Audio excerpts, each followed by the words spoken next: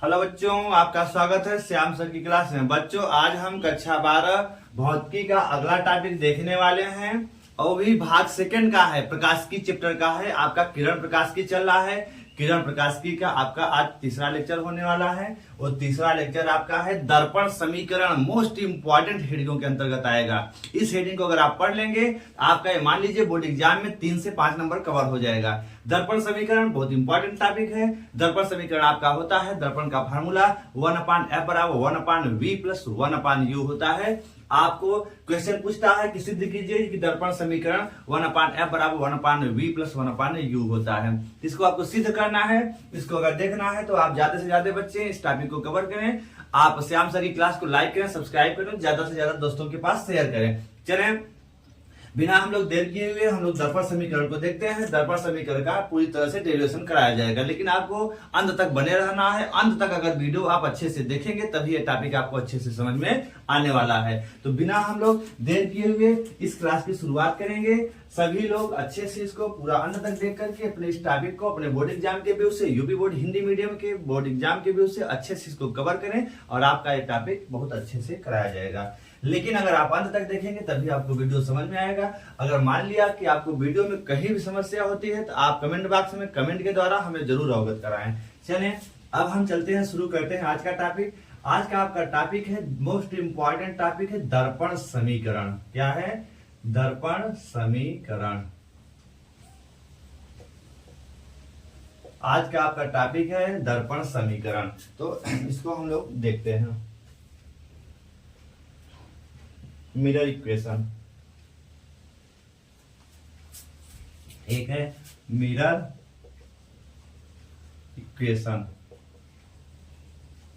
दर्पण समीकरण क्या होता है? चलें, दर्पण समीकरण के बारे में हम लोग चर्चा करेंगे। यहाँ पे पूरा डेरिवेशन के साथ पूरी तरह से देखा जाएगा, पूरा टॉपिक कवर किया जाएगा। चलें, शुरू करते हैं हम लोग। देखिए, दर्पण समीकरण आपका केवल क्वेश्चन पूछ सकता है दर्पण समीकरण के बारे में। आप अवतल से कर लीजिए चाहे उत्तल दर्पण से कर लीजिए, आपको जो आसान लगे उसी का आप प्रयोग किया करें। तो देखिए, उत्तल दर्पण में थोड़ा सा आभासी पीछे आपका प्रतिबिंब बनेगा, लेकिन अवतल दर्पण में सामने आपका प्रतिबिंब बनता है। तो आप चाहे जिससे कर लीजिए, आप स्वतंत्र हैं।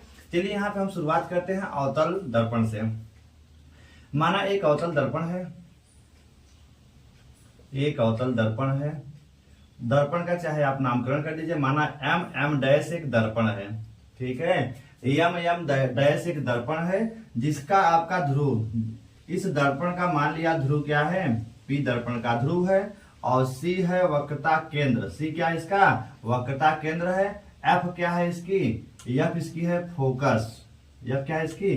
फोकस है, मुख्य फोकस है। और c और p को मिलाने वाली जो सीधी रेखा आपकी होगी वह कहलाएगी आपकी मुख्य अक्ष। यह आपकी क्या है? प्रिंसिपल एक्सिस, मुख्य अक्ष है।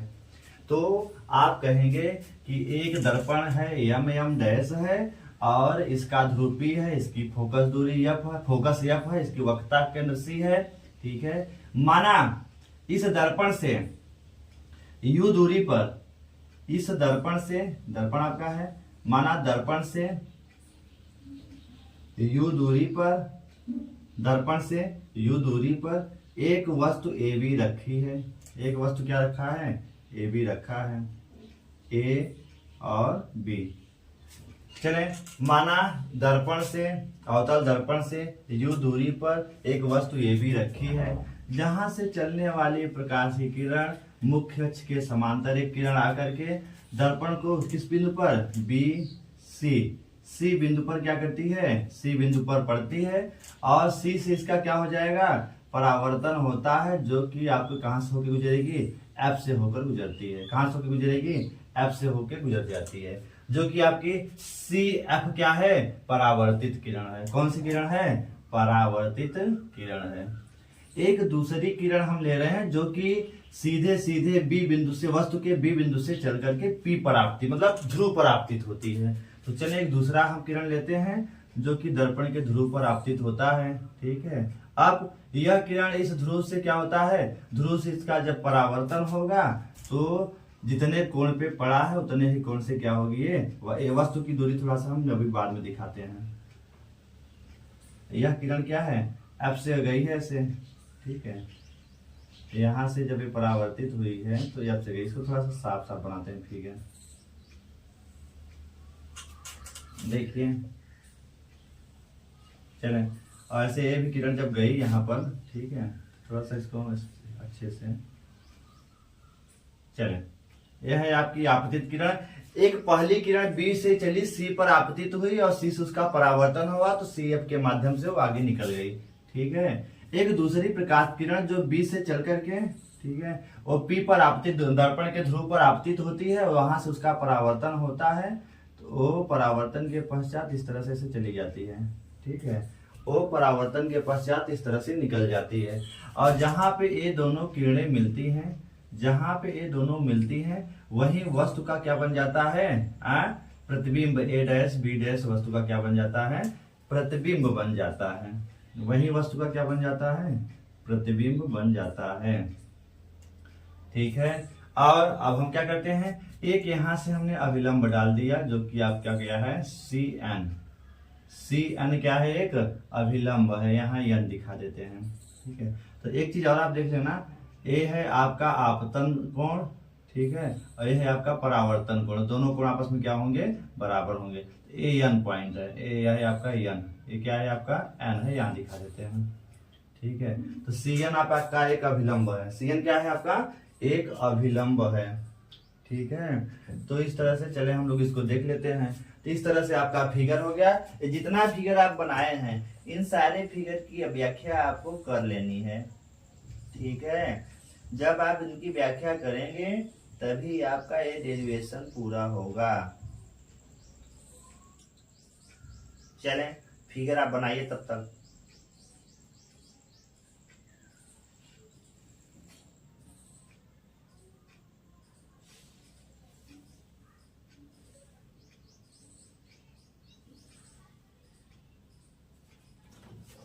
चलें शुरू करें फिर। अब बिना देर किए हम लोग क्लास की शुरुआत करेंगे, ठीक। चलें अब तो पहले तो आप पूरे फिगर की व्याख्या करेंगे। इतना आपका फिगर, इसी से आपका पूरा डेरिवेशन अब कैसे होगा आपको हम बता दे रहे हैं। एक बार छोटे में देखिए, आप देखिए एक तो यहाँ पर इसको देखिए, यहाँ पे एक त्रिभुज छोटा वाला, एक छोटा वाला त्रिभुज बन गया और एक तो इधर छोटा वाला त्रिभुज बन गया, ठीक है। इन दोनों को देखेंगे तो इनका यह कोण बराबर है और यह कोण 90 है, यह भी कोण क्या है 90 है। दो कोण बराबर है तो यह देखिए शीर्षाभिमुख कोण बराबर है, ये 90 अंश है इसलिए बराबर है। अतः ये दोनों त्रिभुज क्या है आपके समरूप हैं। तो ये समरूप त्रिभुजों के नियम से आप एक काम करेंगे, निकालेंगे। फिर दूसरा समरूप त्रिभुज देखिए इधर बन रहा है, देखिए बी ए पी एक हो गया और दूसरा क्या है बी डैश ए डैश पी। ये दोनों में देखिए तो यह कोण और यह कोण 90 डिग्री है और यह कोण और यह कोण आपस में क्या है, बराबर है, ठीक है। आपतन कोण परावर्तन कोण की क्या है, बराबर है। जब दो कोण बराबर है तो यह भी त्रिभुज क्या है आपके समरूप त्रिभुज है। जब दो समरूप त्रिभुज इधर मिल गए और दो ठो इधर मिल गए, इससे हमारा क्वेश्चन समीकरण दो ठो बनेंगे, उसी से हमारा क्वेश्चन सॉल्व हो जाएगा। तो चले हम लोग इन्हीं से अब हल कर लेते हैं। तो चले शुरू करते हैं।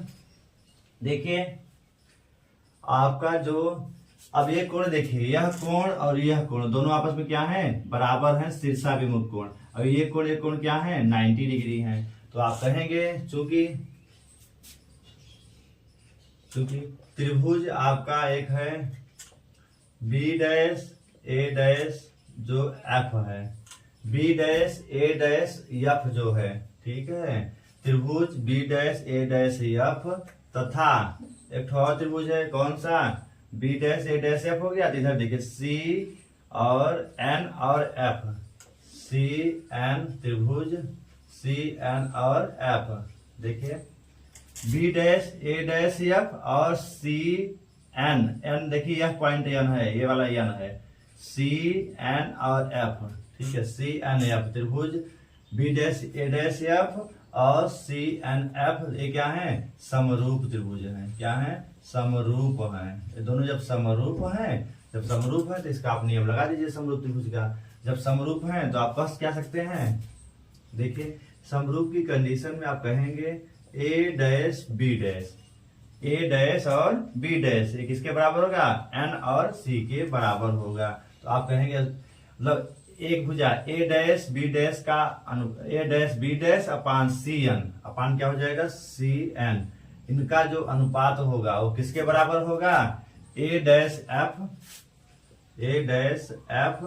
अपान किसके बराबर होगा, ए डैश एफ और एन और एफ या एफ एन के अनुपात के बराबर होगा। देखिए मतलब अगर यह त्रिभुज और ये त्रिभुज, यहाँ त्रिभुज का नाम दिया हुआ है, ये दोनों समरूप हैं। जब समरूप हैं तो देखिए ए डैश बी डैश और सी एन इनका अनुपात किसके बराबर होगा, ए डैश एफ और एन के अनुपात के बराबर होगा।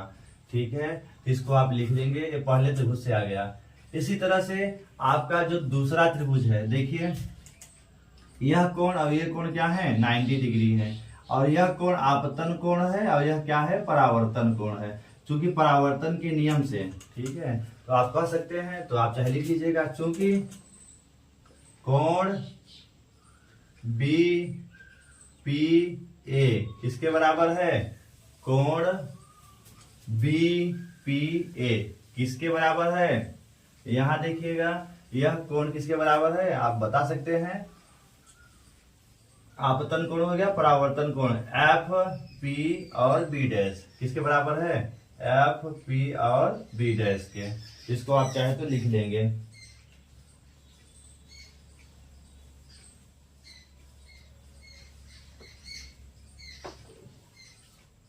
देखिए फिर से एक बार देख लीजिएगा, आप यहां से दिखाइए इसको नाम, तो ए डैश पी और बी डैश, ए डैश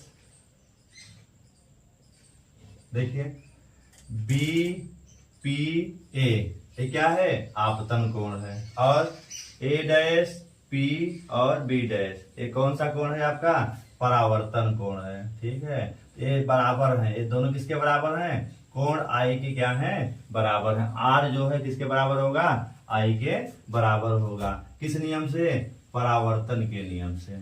किस नियम के, परावर्तन के नियम से। किस नियम से बराबर हैं, परावर्तन के नियम से। मतलब यह कोण और ये कोण आपस में क्या हो गए, बराबर परावर्तन के नियम से।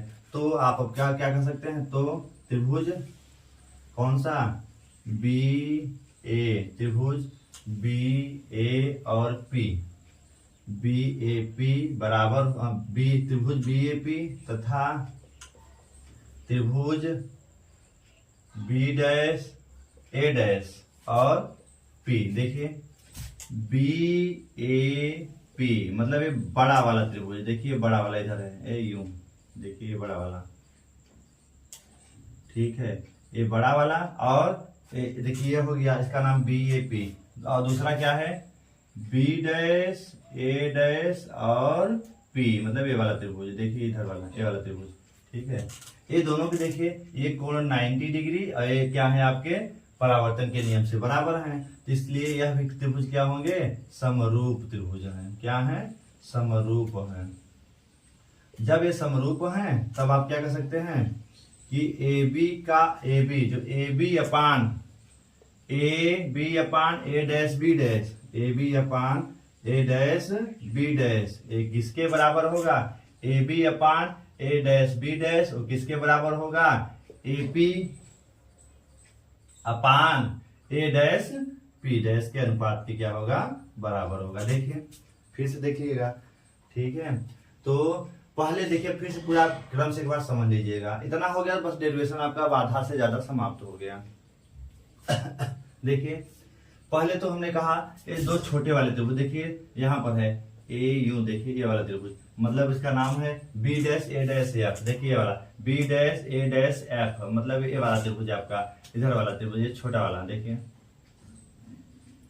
ये छोटा वाला बी डैश ए डैश एफ। इसमें देखिए यह कोण, एक तो ये हो गया त्रिभुज, दूसरा क्या है C N F, C N F मतलब सी एन और एफ, ये वाला छोटा वाला। देखिए तो ये दोनों कोण शीर्षाभिमुख कोण बराबर हैं, यह कोण 90 यह भी 90, दो कोण आपस में बराबर हो गए। यह क्या है आपके समरूप त्रिभुज हैं, तो इसमें ए डैश बी डैश का अनुपात A dash B dash upon C N का अनुपात किसके बराबर होगा, ए डैश एफ तथा बटे और क्या हो जाएगा एफ एन के अनुपात के क्या होगा, बराबर होगा। तो इसको आप नोट कर लेंगे। इसी तरह से दूसरा एक है यहाँ बड़ा वाला जो हमने अभी दिखाया, इसमें क्या है, त्रिभुज बी ए पी जो है, तथा ए डैश बी डैश ए डैश पी, बी डैश ए डैश पी, ये दोनों क्या है, समरूप है। जब समरूप है तो A B upon A dash B dash का अनुपात ए से पी और ए डैश पी डैश के अनुपात की क्या होगा, बराबर होगा। तो समीकरण इसको 1 मान लीजिए, इक्वेशन नंबर फर्स्ट मान लेते हैं, इसको मान लेते हैं इक्वेशन नंबर सेकेंड मान लेते हैं।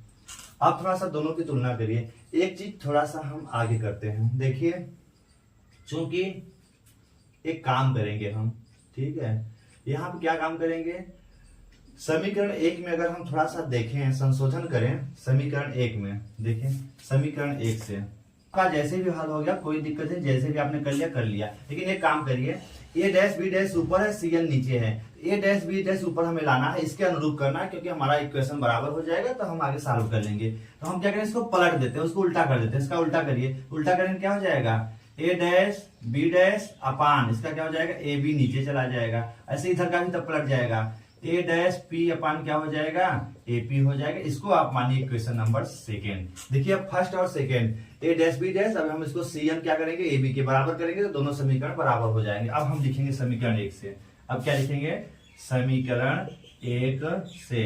अब 1 में देखिए, 1 में जो सी एन है, सी एन किसके बराबर है, ए बी के बराबर है, तो सी एन किसके बराबर है, ए बी के बराबर है। तो सी एन के स्थान क्या लिखेंगे, ए बी। तो आपके समीकरण 1 में संशोधन करते हैं, तो A dash B dash upon C N के स्थान क्या लिख देंगे, ए बी लिख देंगे। जब ए बी लिख देंगे तो आपका किसके बराबर हो जाएगा, ए डैश एफ अपान क्या हो जाएगा, एफ एन के हो जाएगा, किसके हो जाएगा, एफ एन के हो जाएगा। तो यह आपका हो गया समीकरण, इसको क्या मान लेते हैं, 3।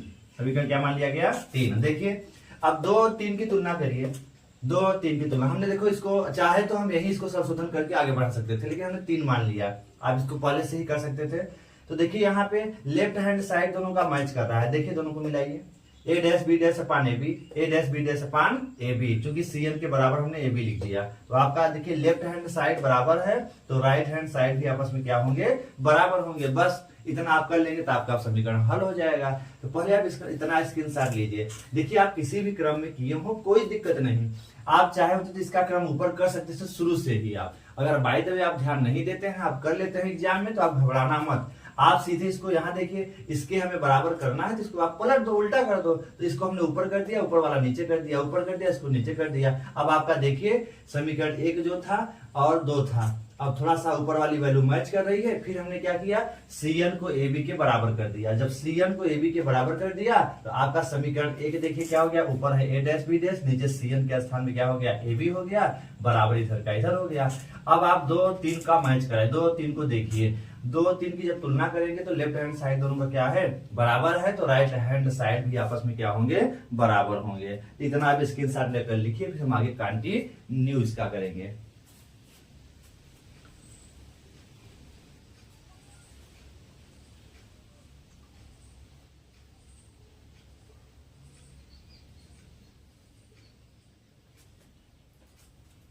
देखिए इस डेरिवेशन को करने से पहले आप इसके ऊपर यहाँ से, तो हम तो यहाँ से शुरू किए हैं सीधे, आप ऊपर इस फिगर के बारे में आपको लिखना पड़ेगा 2-3-4 लाइन कि क्या क्या लिखना है। एक बार हम बोल देते हैं, हमने डेरिवेशन से शुरू किया है, डेरिवेशन पूरा हम लिख दे रहे हैं। आप इसके ऊपर चाहें तो लिख सकते हैं। क्या लिखना है आपको, माना एक आपका अवतल दर्पण यम डैश है, ठीक है, जिसका ध्रुव P है, जिसकी फोकस दूरी F है, वक्रता केंद्र C है। अब इस दर्पण से U दूरी पर, दर्पण से U दूरी पर नीचे दिखा देना, माना दर्पण से U दूरी पर एक वस्तु रखी है, ठीक है, और AB वस्तु है। तो AB से चलने वाली प्रकाश की आपतित किरण दर्पण से परावर्तन के पश्चात मुख्य फोकस से होकर परावर्तित होती है।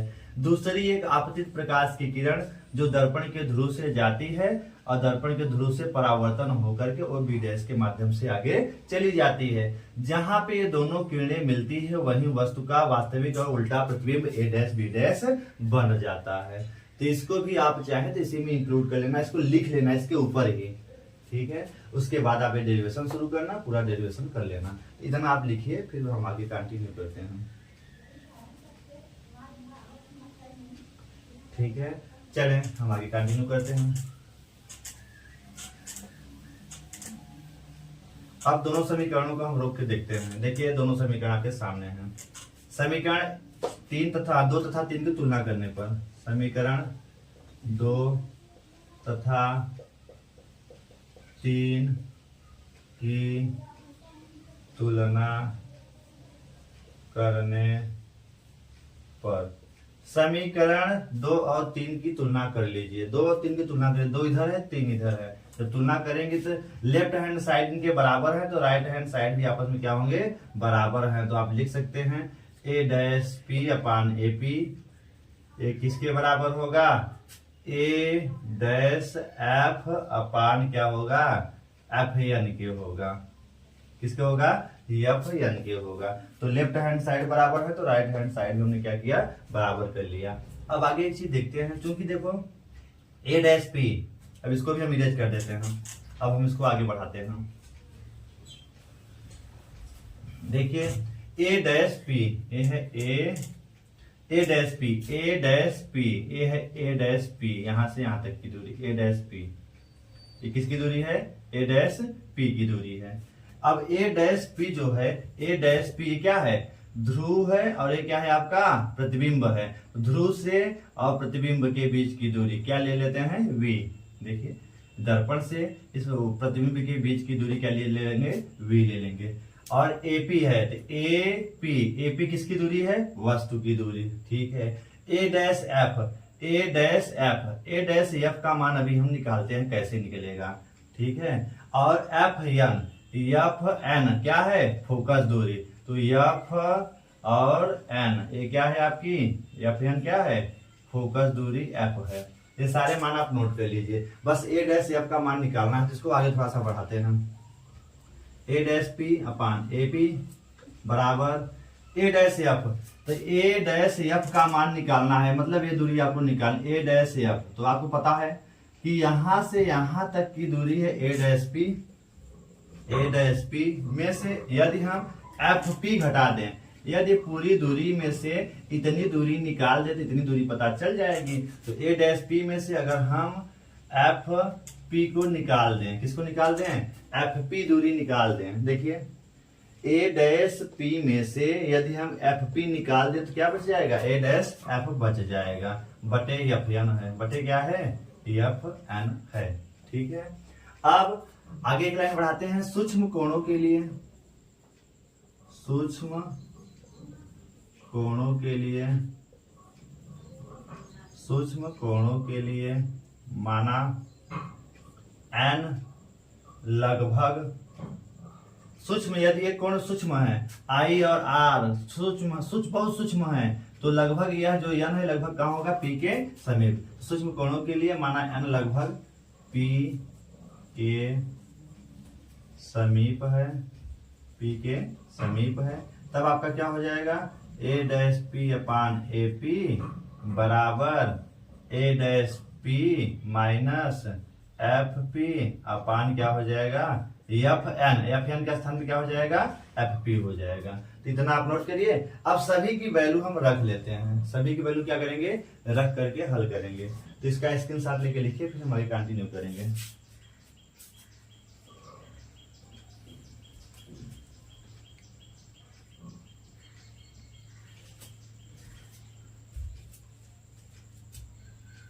चलें स्क्रीनशॉट ले लीजिए, फिर आगे तो चलते हैं हम। अब इसको अब सॉल्व करते हैं। बस देखिए a डैश p, अब इसको हम मान a डैश p, तो a डैश p का मान क्या है, देखिए a डैश p का मान क्या है, प्रतिबिंब की दूरी v। तो आपके दर्पण के सभी इधर जो भी हो माइनस होगा, ठीक है। और क्या है AP, A से P के बीच की दूरी क्या है, वस्तु की दूरी माइनस U। फिर a डैश p आपको पता हो गया, FP है, क्या है, FP कहाँ है, FP ये क्या है, फोकस दूरी F है, तो यह भी क्या हो जाएगा, माइनस F हो जाएगा, ठीक है। देखिए अब सब मान आपको मिल गया, सभी मान इसमें सेट करिए, ठीक है।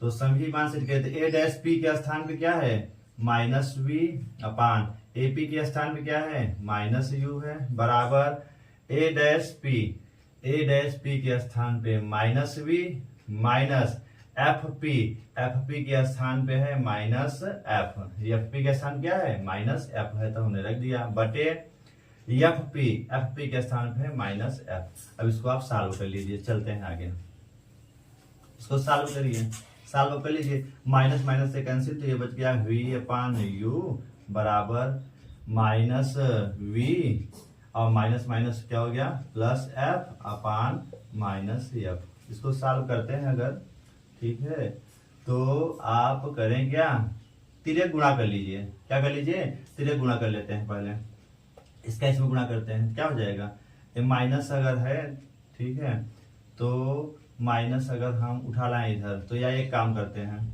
ठीक है, चलें इसका माइनस इधर लाते हैं, तो माइनस क्या हो जाएगा माइनस FV, इधर क्या बच गया प्लस है तो प्लस माइनस माइनस UV और इसका गुणा इसमें करेंगे, देखो तिर्यक गुणा आपको आता होगा तो डायरेक्ट हम कर दे रहे हैं, U का गुणा देखो पहले माइनस F का गुणा हमने इसमें किया जितना लिख दिया गया, U को उधर ले जाएंगे तो U में V का गुणा होगा तो U भी होगा माइनस चिन्ह के साथ, फिर U का F में तो प्लस हो जाएगा F और U हो जाएगा।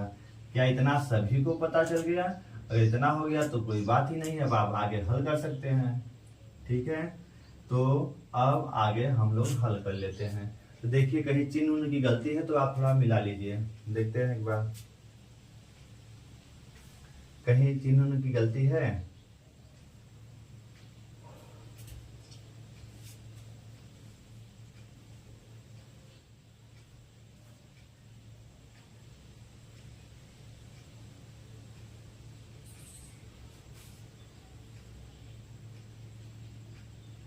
चलें अब हम थोड़ा सा देखते हैं दोनों पक्षों में,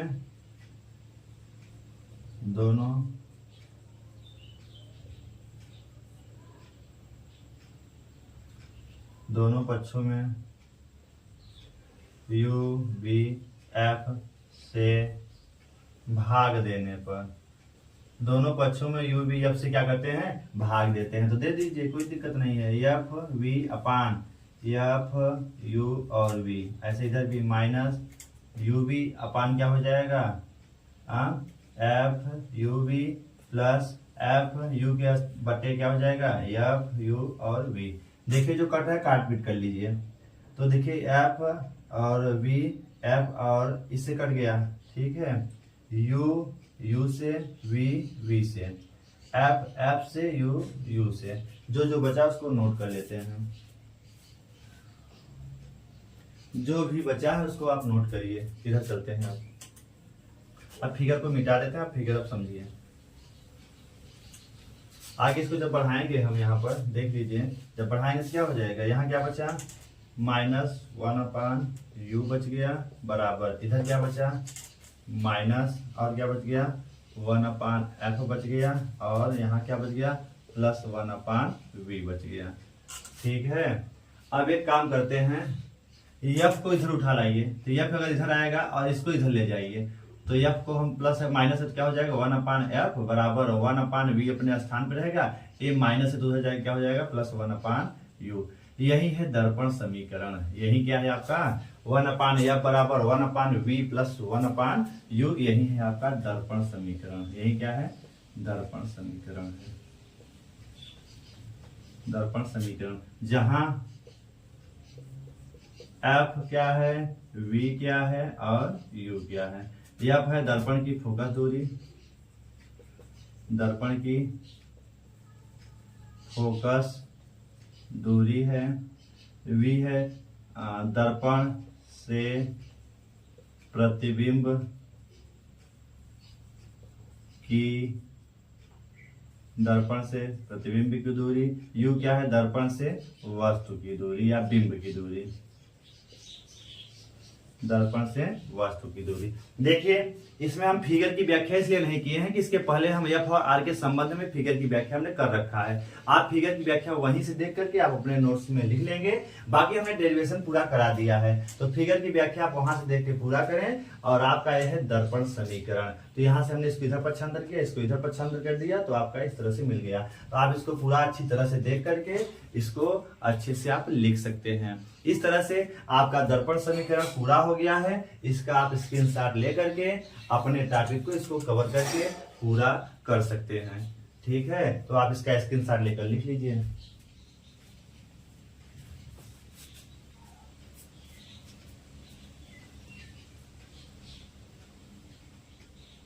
लेकिन आप देखिए वीडियो अंत तक देखेंगे तभी आपको अच्छे से समझ में आएगा, और एक बार समझ करके अपने इसको अच्छे से अपने टॉपिक में कवर करिएगा। अगर कोई समस्या है तो आप कमेंट बॉक्स में कमेंट के माध्यम से हमें अवगत जरूर कराएं। चलें, आपको वीडियो अच्छा लगा तो श्याम सर की क्लास को लाइक करें, सब्सक्राइब करें, ज्यादा से ज्यादा शेयर करें। चलिए हम कंटिन्यू आगे अब इसको करते हैं। इसको उतार लीजिए आप।